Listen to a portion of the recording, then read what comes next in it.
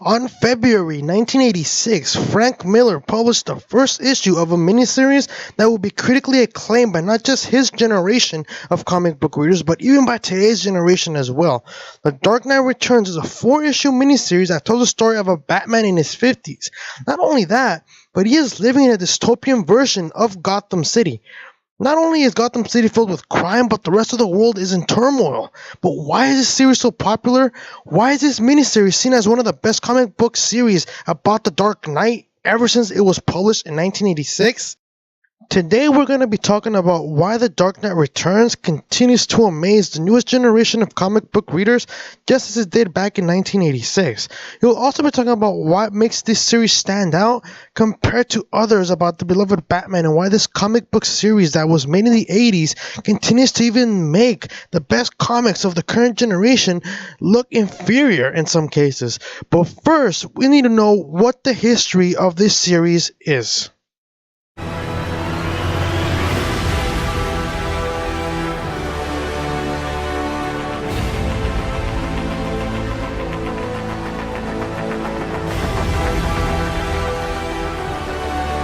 The Dark Knight Returns was released with the intention of returning Batman to his intended dark background and demonstrate that this is the way Batman is meant to be interpreted.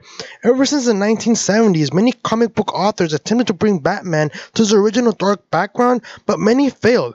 This was mostly due to the fact that the Batman TV show that starred Adam West took away the dark and gritty atmosphere that Batman was known for at the time. Don't get me wrong, as much as I respect Adam West, I hate his Batman TV show and I hate the way he interpreted Batman. I couldn't take him seriously, and Batman is a hero that is supposed to be taken seriously.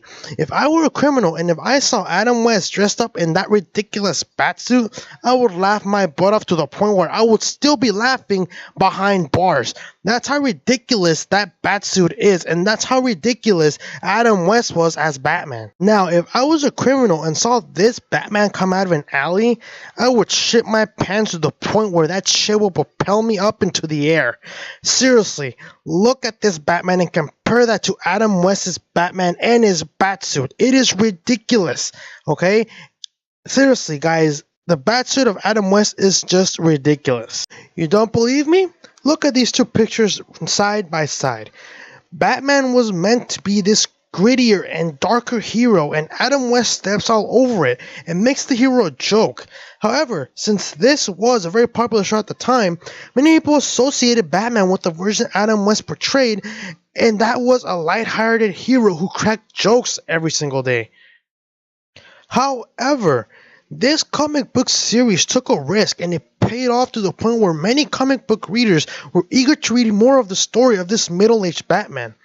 But now that you know a little bit about the creation of this miniseries, I will now be talking about the reasons why this series still continues to stand out as one of the best, and if not the best, series about Batman. And keep in mind though, these are solely based on my opinion, so there might be some things that I will not mention, or there might be some things that you do not agree with. However though, feel free to comment in the comment section below, and let me know if there's anything that I might have missed or anything that you do not agree with, okay? So let's begin.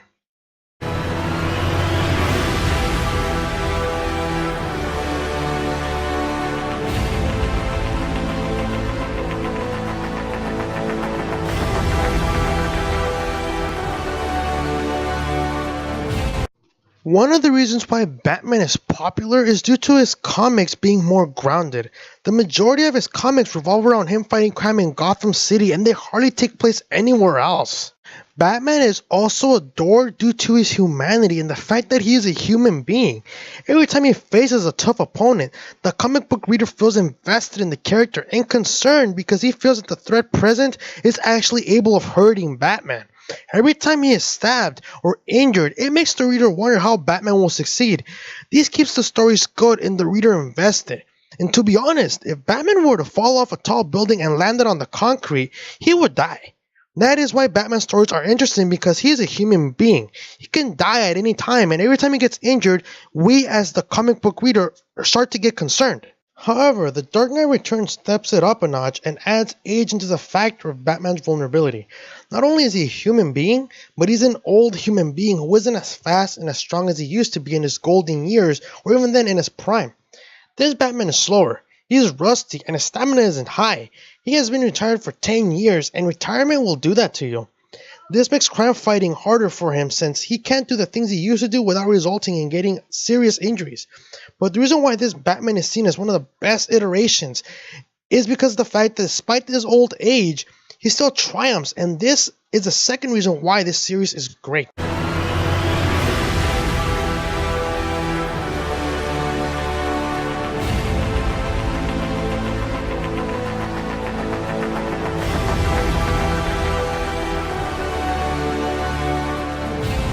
Take a look at Arnold Schwarzenegger back when he was young and literally a walking tank. Now look at the image on the right, and at this age right now, he's actually 70 years old.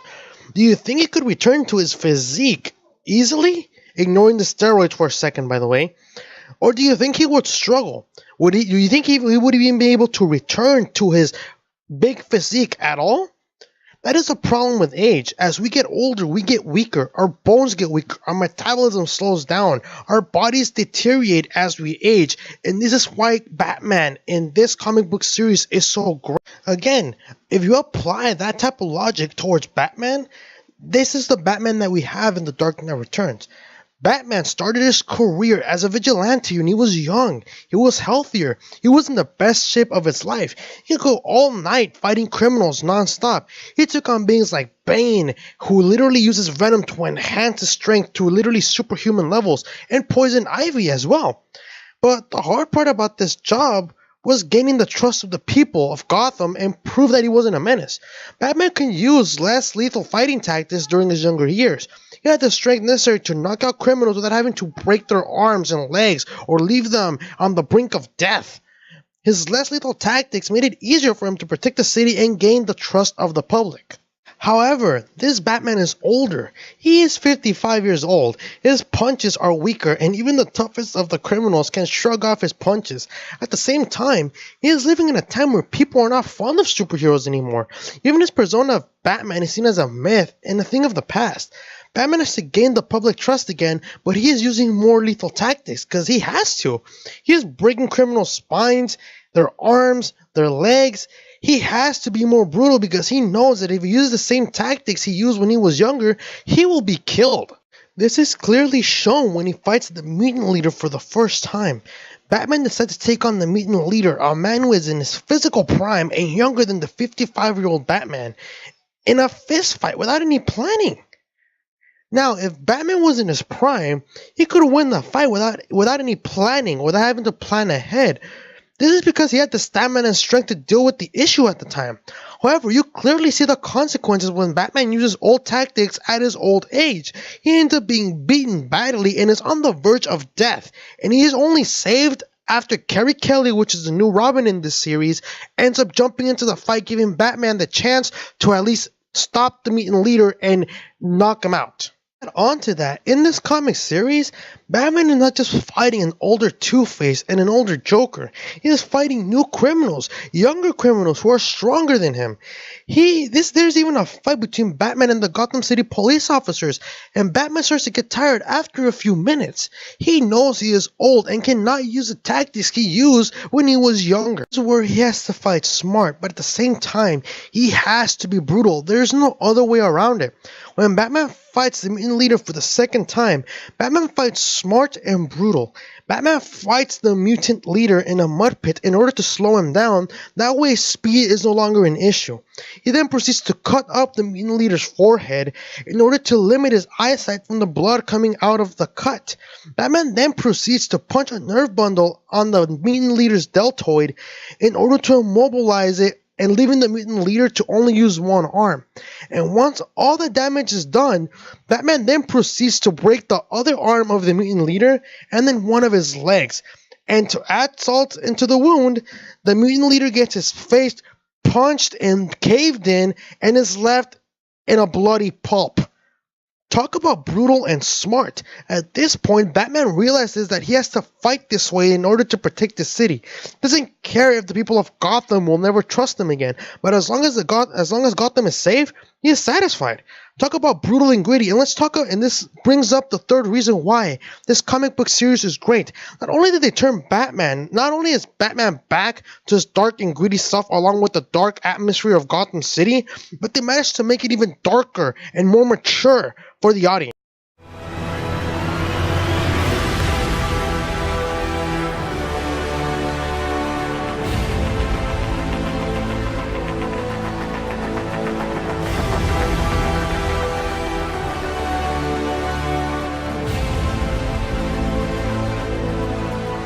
However, The Dark Knight Returns not only brings back Batman to his dark atmosphere, but it also makes it even darker and grittier.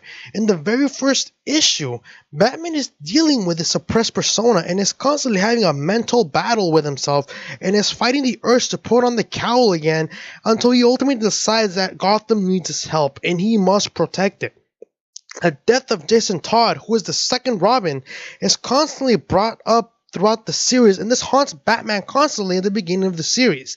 The themes of this comic series are more mature. Going back to the previous topic, it is more brutal when it comes to the violence.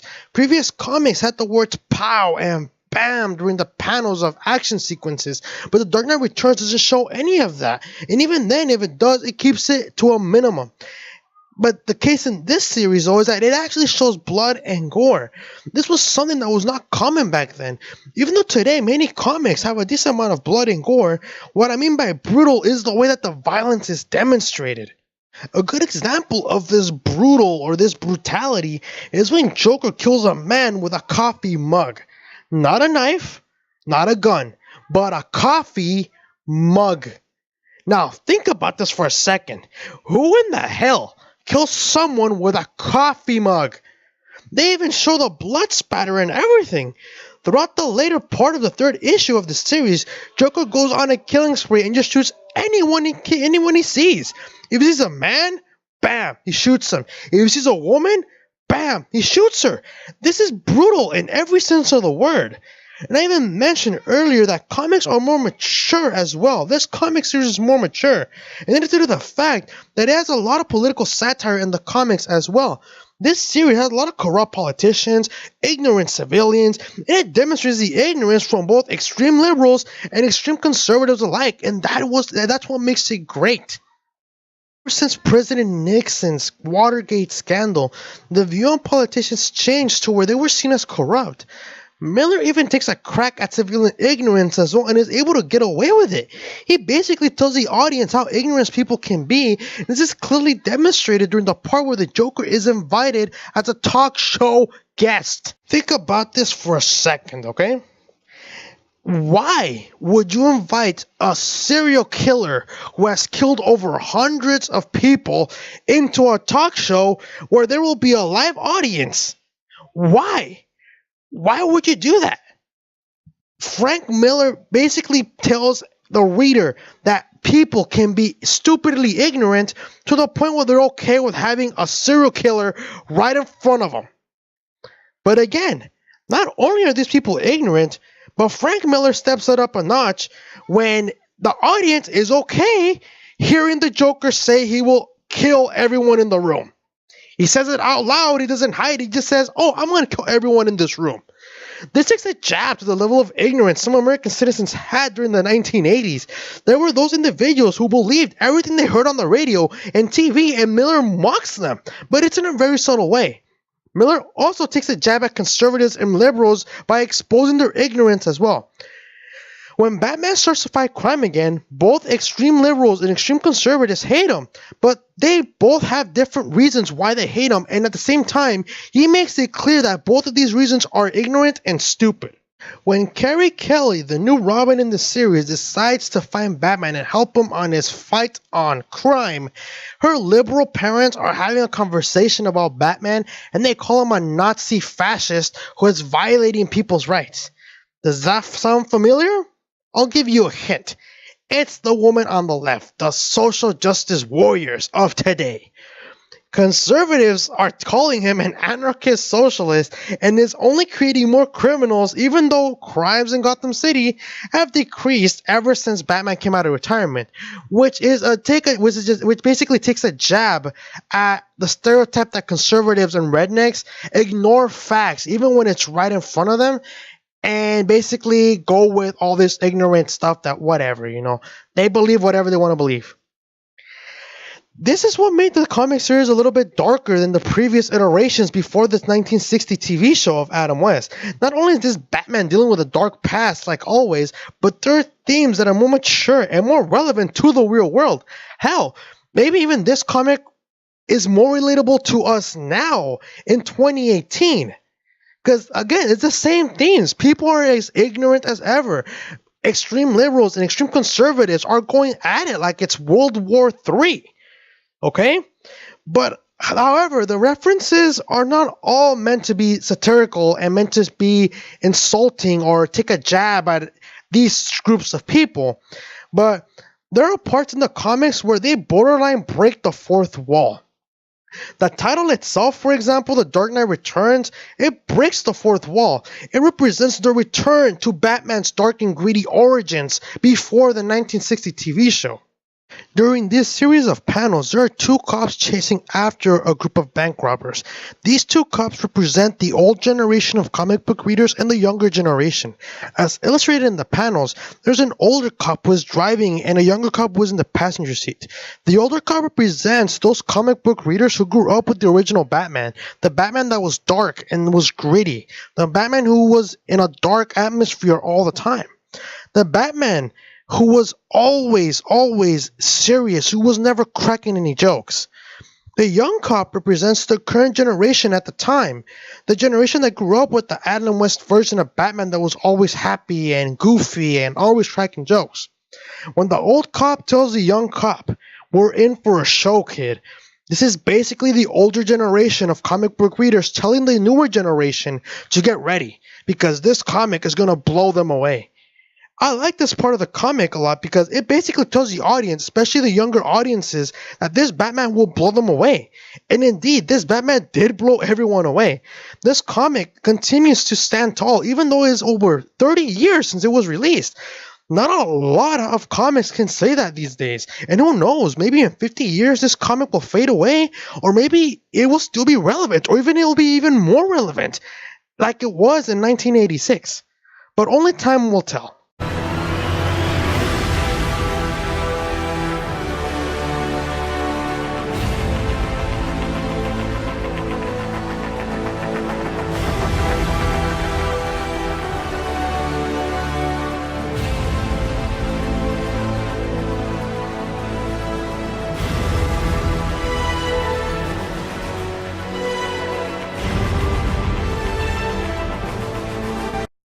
It has been over 30 years since this comic series hit the shelves and blew everyone away. Even today's generation love this comic series because of its edginess and level of maturity that it has. The audience is seeing a middle-aged Batman who clearly isn't as strong and fast as he used to be, but this makes the story more interesting. Batman is fighting with the odds heavily stacked against him, and we as an audience cheer him on every time he wins. If you aren't a fan of comics or a hardcore comic fan, I recommend watching the movie. It is just as great as the comic book. However, I will do a review about the movie itself on another video because these are completely different iterations. Even then, there's different things that go from the movie compared to the book, but I'll do that in a later day. So let me know in the comment section, what do you guys think about this comic series? Do you like it? Do you not like it? Do you think that after 30 years, is it still worth the hype? Do you think it's still worth that, is it really that important 30 years later? What do you guys think of my analysis? Is there anything that I missed out, or was there anything that you didn't agree with? Let me know in the comment section below, and until next time, you guys.